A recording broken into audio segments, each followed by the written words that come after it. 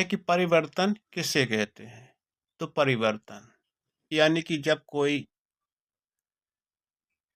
जैसे मौसम होता है तो मौसम में परिवर्तन होता है। लकड़ी है, लकड़ी को जला दिया तो राख में परिवर्तन हो गया और आटे को गूँथ कर रोटी बना ली तो उसमें परिवर्तन हो गया। तो जब परिवर्तन होता है तो क्या होता है? तो परिवर्तन जब होता है तो जब किसी वस्तु की मात्रा, स्थिति और उसकी दशा, उसका रूप, उसका रंग, उसका ताप, उसका आकार, उसकी अवस्था आदि जब बदल जाती है तो इस चीज़ को हम परिवर्तन कहते हैं। उदाहरणतः ले लेते हैं हम एक बच्चे का, तो बच्चे की मात्रा कितनी है? 4 किलो। उसकी स्थिति कहाँ है? कि वो बिस्तर पे डला है। उसकी दशा क्या है? ये भी बिस्तरे पे ही पड़ा है। रूप कैसा है? मनमोहक है। रंग कैसा है? गोरा है। ताप क्या है? तो मनुष्य से ज़्यादा उसका शरीर गर्म रहता है। आकार क्या है? छोटा है। अवस्था क्या है उसकी? बचपन अवस्था है। जब ये बच्चा बढ़ेगा, बड़ा होगा तो ये सारी स्थितियों में परिवर्तन होगा कि नहीं होगा? तो यही तो परिवर्तन है। जैसे दूसरा एग्जाम्पल ले लें,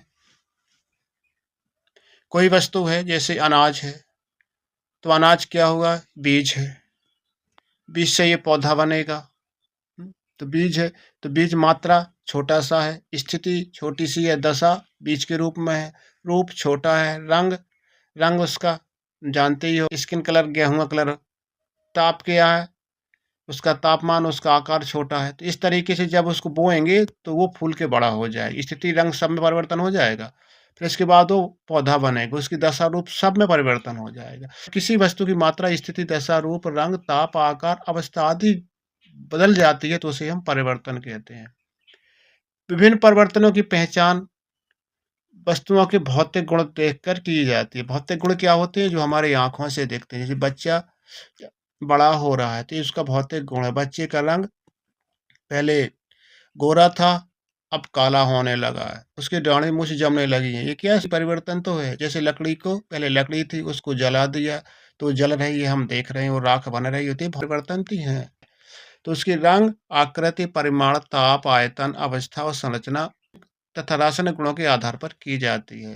दैनिक जीवन में होने वाले परिवर्तन, तो दैनिक जीवन में होने वाले परिवर्तन वही तो सब लिखा है यहाँ पर। मोमबत्ती, तो मोमबत्ती को जलाएंगे तो क्या होगा? पिघलेगी और उसका धुआं निकलेगा। कोयला है, कोयले को जलेगी राख बनेगी। कोयले को जलाएंगे तो राख बनेगी। लकड़ी को जलाएंगे, लकड़ी आदि का जलना आती है। इन मोमबत्ती, कोयले, लकड़ी का जलना ये इसके परिवर्तन के ही उदाहरण है दैनिक जीवन में। जैसे दाल सब्जियों का पकना, दाल कैसे कड़ी थी पहले, जब पक गई तो वो कैसी हो गई? बस समझ लो आप। आटे से रोटी बनाना, आटे से रोटी बनाना, दूध से दही बनना, लोहे में जंग लगना, गीले कपड़ों को सुखाना, ये क्या है? सब परिवर्तन ही तो है। इसमें वजन है, रंग है, ताप है, आकार है, दशा, स्थिति है और उसका मात्रा भी, उसकी अवस्था भी बदल जाती है। तो ये हो गए आपके परिवर्तन। हम यहाँ देख लेते हैं भौतिक परिवर्तन और रासायनिक परिवर्तन को समझाइए। तो भौतिक परिवर्तन, ऐसे परिवर्तन जो हमें आँखों से दिखते हैं। तो ऐसा परिवर्तन जिसमें पदार्थ की आकृति और भौतिक अवस्था में परिवर्तन हो जाता है, लेकिन कोई नया पदार्थ नहीं बनता, उसे भौतिक परिवर्तन कहते हैं। जैसे लोहे में चुंबकत्व उत्पन्न होता है, पानी का बर्फ बनता है, वाष्प में बदलता है, नमक या चीनी का पानी में घुलना, पदार्थ का चूर्ण बनाना। तो जैसे हमने किसी जड़ को लिया, उसका चूर्ण बना लिया, तो ये जो चूर्ण बनता है ना, ये भौतिक अवस्था में परिवर्तन होता है। चीनी पानी में घुलती है तो ये भौतिक अवस्था में परिवर्तन होता है। नमक भी पानी में घुलता है तो भी ये भौतिक अवस्था में परिवर्तन होता है।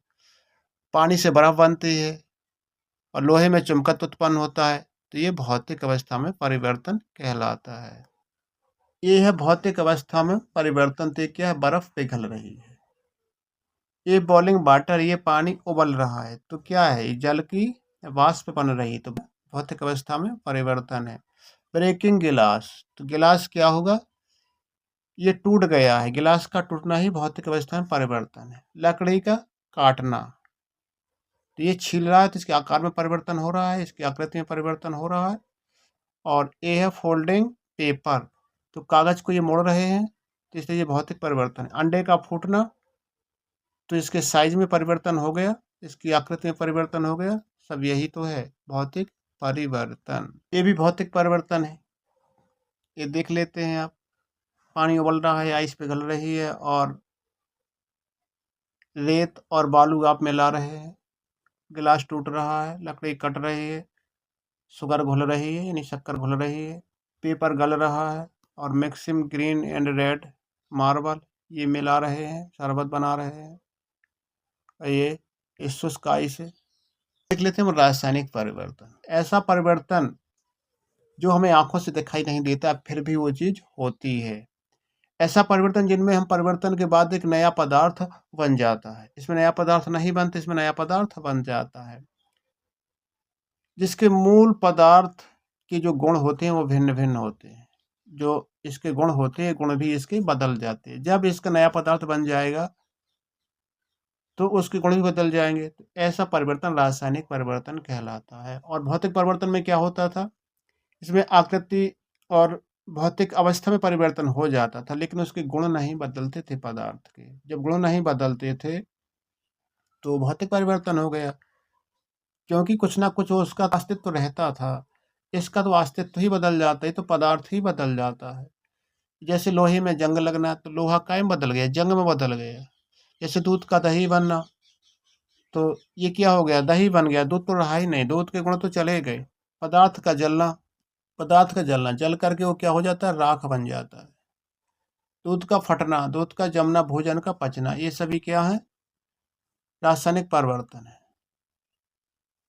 तो इसमें जो नए पदार्थ को पुनः मूल पदार्थ में वापस नहीं किया जा सकता। इसमें जो नया पदार्थ है इसको मूल अवस्था में नहीं बदला जा सकता। जैसे दही को दूध में नहीं बदला जा सकता, राख को लकड़ी में नहीं बदला जा सकता है, और भोजन जो पच जाता है उसको रोटी में नहीं बदला जा सकता। तो ये रासायनिक परिवर्तन। तो ऐसे परिवर्तन जिनके बाद एक नया पदार्थ बन जाता है और उसके गुण बिल्कुल अलग रहते हैं, ये रासायनिक परिवर्तन कहलाता है। ऐसा पदार्थ जिनमें पदार्थ की आकृति और भौतिक अवस्था दोनों में परिवर्तन हो जाता है, कोई नया पदार्थ नहीं बनता है। और इसमें जो पदार्थ के मूल गुण उपस्थित होते हैं, जैसे हमने पानी में चीनी घोल दी तो शरबत बन गया ना। चीनी का जो मिठास होता है वो तो रहेगा ना। अब जब पानी से हम चीनी अलग करना चाहें तो पानी को धीरे धीरे वाष्पन कर देंगे तो चीनी हमें फिर से मिल जाएगी। तो आप समझ गए कि भौतिक परिवर्तन क्या है, कि जो मूल गुण हैं उसके वो नहीं बदलते, कोई नया पदार्थ नहीं बनता, और फिर से जो वस्तु उसमें डाली थी फिर से वही वस्तु प्राप्त की जा सकती है। जैसे पानी से बर्फ बनने, तो बर्फ से पानी फिर बन जाएगा। तो इस तरीके से होता रहता है। आपका केमिकल चेंज है, रासायनिक परिवर्तन। तो रासायनिक परिवर्तन में देखो, आयरन में जंग लग रहा है, लकड़ी जल रही है और खाना पच रहा है। कुकिंग एग, आग से एग को पकाया जा रहा है। बेकिंग एग, केक बन रहा है। ये सब क्या है, केमिकल चेंज है। केला सड़ रहा है। और इलेक्ट्रोलेटिंग यानी कि इस पे क्या है कि सोने की परत चढ़ाई जा रही है लोहे की वस्तु पर। ये क्या है, विनेगर, बेकिंग सोडा मिक्सचर, इसको सड़ाया जा रहा है। ये फायर वर्क है। ये जो फायर वर्क है, जैसे आप पटाखा फट रहा है। और केमिकल बैटरी, बैटरी में भी केमिकल चेंज होते रहते हैं। अब देख लेते हैं हम भौतिक और रासायनिक परिवर्तन में अंतर। तो भौतिक परिवर्तन में क्या है कि जो भौतिक गुण होते हैं उनमें कोई अंतर नहीं आता है। जो भौतिक गुण होते हैं उनमें तो परिवर्तन हो जाता है। जो आंखों से जो गुण दिखते हैं उनमें वो तो परिवर्तन हो जाता है। जैसे पानी से बर्फ बने तो भौतिक गुण तो परिवर्तन तो हो ही गया ना। लेकिन इसकी रचना है H2O, तो बर्फ का भी सूत्र H2O ही होगा ना। तो इसकी जो रचना में कोई अंतर नहीं आता। तो इसकी जो रचना हुई है H2O से, उसमें अंतर नहीं आया।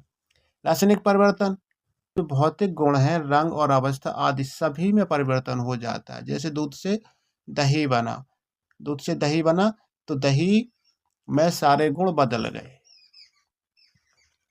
इस परिवर्तन में दूसरा है, इस परिवर्तन में कोई नया पदार्थ नहीं बनता। इस परिवर्तन में कोई नया पदार्थ नहीं बनता। जैसे जैसे बर्फ से जल बना और जल से वाष्प बनी, वाष्प से भी फिर जल बन जाता है, वाष्प से बर्फ भी बन जाती है। तो इसमें कोई नया पदार्थ नहीं बनता, वही बनते रहते हैं। इस परिवर्तन में नया पदार्थ बनता है। एक दिशीय होता है, मतलब एक दिशा में होता है, और ये द्विदिशीय होता है, मतलब फिर से वही पदार्थ बनाया जा सकता है। इसमें कारण हटाए जाने पर, जब कारण हटा लेते हैं यानी कि बर्फ को वही टेम्परेचर दे देते हैं, तो अपनी पुनः उसी अवस्था में आ जाती है। कारण हटाए जाने पर भी पदार्थ अपनी मूल अवस्था में कभी नहीं आता। ये एक दिशीय परिवर्तन है, ये द्विदिशीय परिवर्तन है। द्विदिशीय मतलब बर्फ से जल, जल से बर्फ, बर्फ से जल, जल से बर्फ, जल से भाप, भाप भाप से जल, ऐसे ही होता रहता है। लेकिन इसमें दूध से दही बन जाता है, लेकिन दही से दूध नहीं बनता। इसके संगठन में मतलब H2O इसका संगठन होता है, तो इस संगठन में कोई परिवर्तन नहीं होता, इसके संगठन में पूरा परिवर्तन हो जाता है। ये रासायनिक चेंज है। वस्तु के भार में कोई अंतर नहीं आता, बस इसकी वस्तु के भार में अंतर आ जाता है, क्योंकि ये दूसरा पदार्थ बन जाता है। भौतिक परिवर्तन, ताप और विद्युत से वस्तु की रचना में कोई अंतर नहीं आता है। इस वस्तु की रचना में कोई अंतर नहीं है, H2O ही रहता है। वस्तु की संरचना में प्रकाश तथा विद्युत से परिवर्तन हो जाता है। दाब के प्रभाव से पदार्थों के केवल आकार का स्वरूप बदलता है। दाब के प्रभाव से इनका आकार बदल जाता है। बर्फ का आकार कितना ठोस होता है, तो उसका आकार लिक्विड फॉर्म में आ जाता है। अधिक दाब पर नए पदार्थ नहीं बनते, चाहे जितना दाब लगाया जाए पुनः पदार्थ नहीं बनते। तो आप देख सकते हैं ये भौतिक चेंज है और ये रासायनिक चेंज है। ये physical and chemical change. Physical change यानी कि शेप का काटना क्या है, फिजिकल चेंज है कि केमिकल चेंज है, तो ये फिजिकल चेंज है। और ये बेकिंग ऑफ कुक, रोटी का पकना, ये केमिकल चेंज है। आग का जलना रासायनिक चेंज है, और बर्फ का पिघलना फिजिकल चेंज है। ये रासायनिक चेंज है, फिजिकल चेंज है। और ये सड़ रहा है, तो ये भी केमिकल चेंज है, और ये भी केमिकल चेंज है। इसमें कहाँ वाटर को बॉयल किया जा रहा है, तो ये भी फिजिकल चेंज है, और ये भी फिजिकल चेंज है। तो इस तरीके से हम इन्हें पहचान सकते हैं फिजिकल। 9 नंबर पे रासायनिक चेंज है, और ये भी रासायनिक चेंज है, केमिकल चेंज है। ये केमिकल चेंज है, ये भी केमिकल चेंज है। इस तरीके से हमने क्वेश्चन कर लिए।